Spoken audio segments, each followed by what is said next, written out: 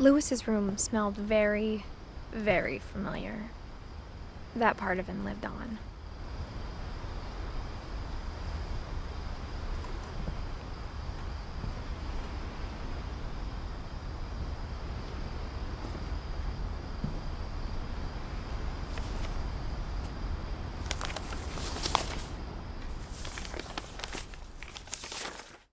Dear Mrs. Finch, as Lewis's psychiatrist, I can understand your desire for an explanation. As I see it, the trouble began in January, shortly after we convinced your son to seek treatment for substance abuse. Newly sober, I believe Lewis first noticed the monotony of his daily life.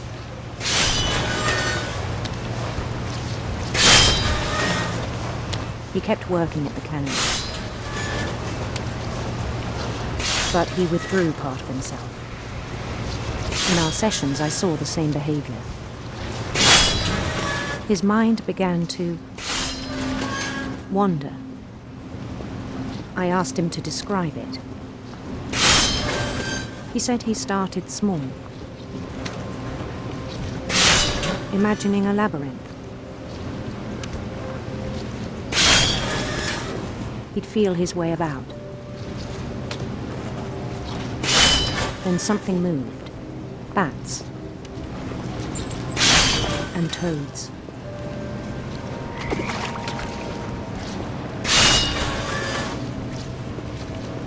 And things that have not names.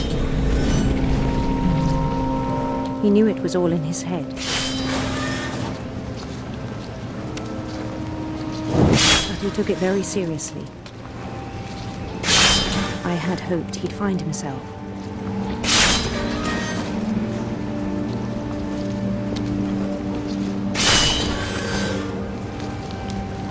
But he found something more. I worried about him then. Daydreaming at the cannery. I spoke with his boss. But he said Lewis had become a model employee. Methodical, tireless, focused. Like a whole new Lewis. So I let him go on.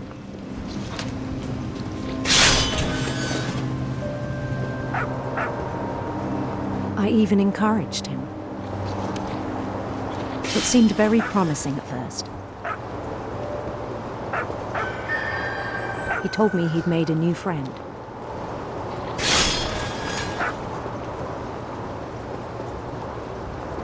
On the edge of a city he named Lewis Topia. He built the city up slowly, brick by brick.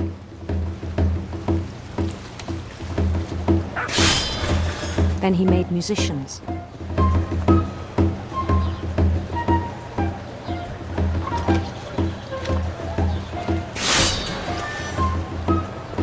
And songs for them to play. He talked about starting a band.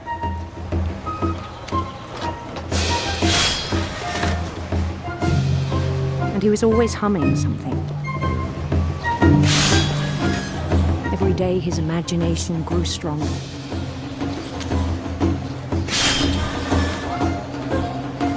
He no longer spoke at the cannery. But his chopping was as reliable as ever. Then one day it struck him that all the cheering crowds, even the stones under his feet,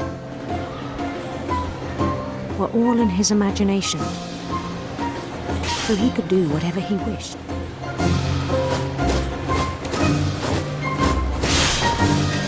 He held an election for mayor. And he won.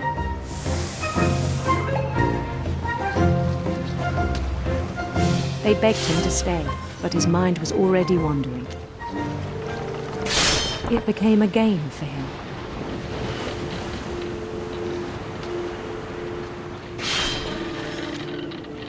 He'd conquer a city, then immediately push on. New Louisville.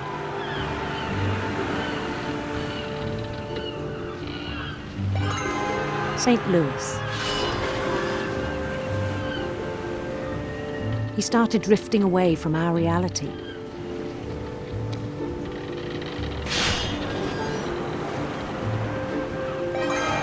Minneapolis, until one day he forgot to go home from the cannery. Even as his mother pleaded with him, part of Lewis kept sailing on.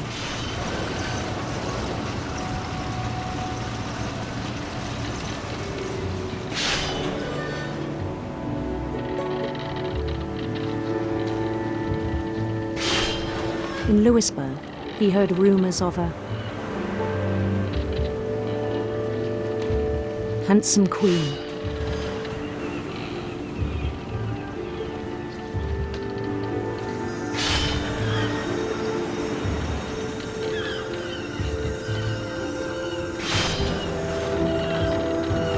The queen was on her own quest for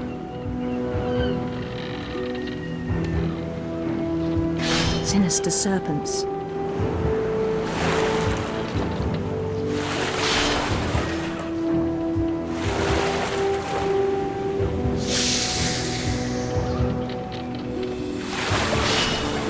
He followed the sound of her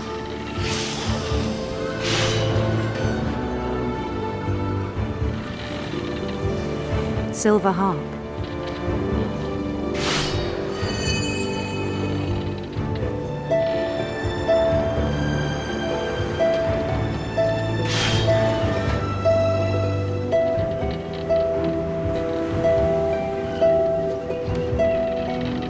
His chase led him to a golden palace east of the sun and west of the moon.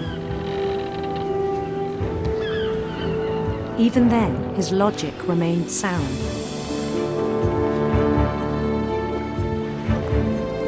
He knew the world was all in his imagination.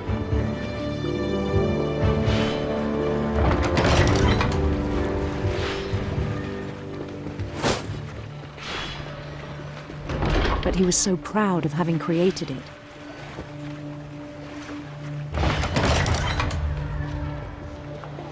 In his own eyes, he'd become something greater than a king.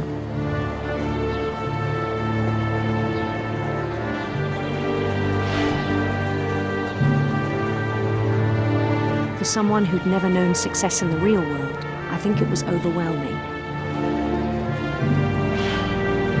And then it struck him that the real Lewis was not the one chopping salmon, but the one climbing the steps of a golden palace.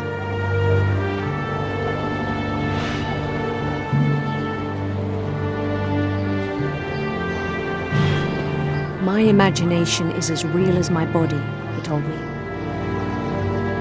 It was hard to argue with him.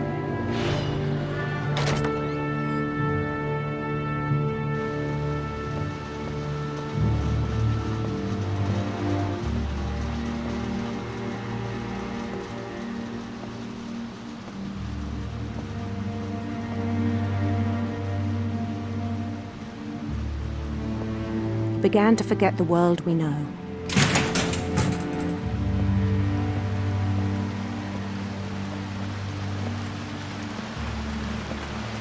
I think it pained him to remember Lewis, the cannery worker.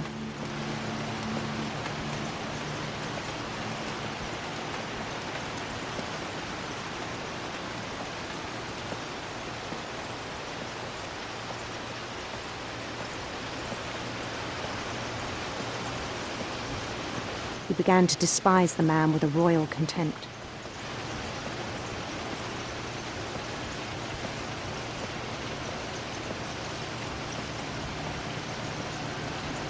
I still thought I could save him.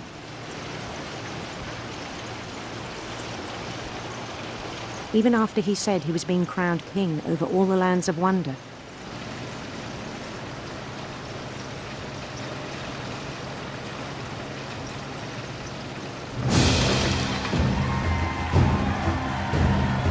The palace would be packed with his companions.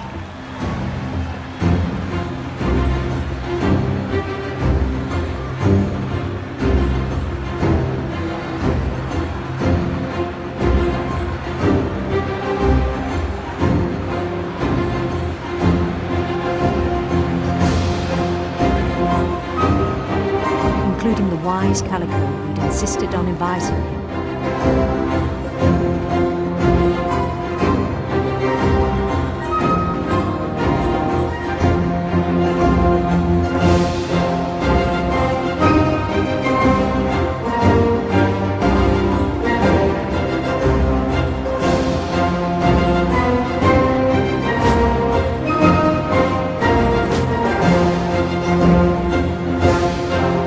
His queen waited, holding his crown.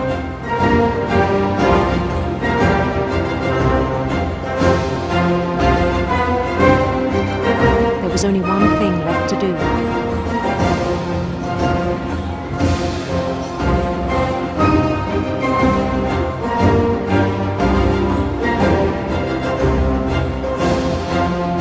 Bend down his head.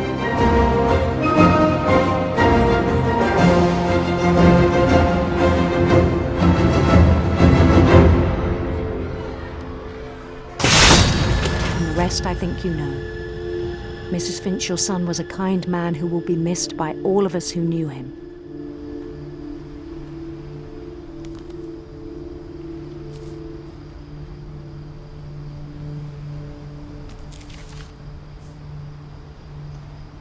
My brother was really cool.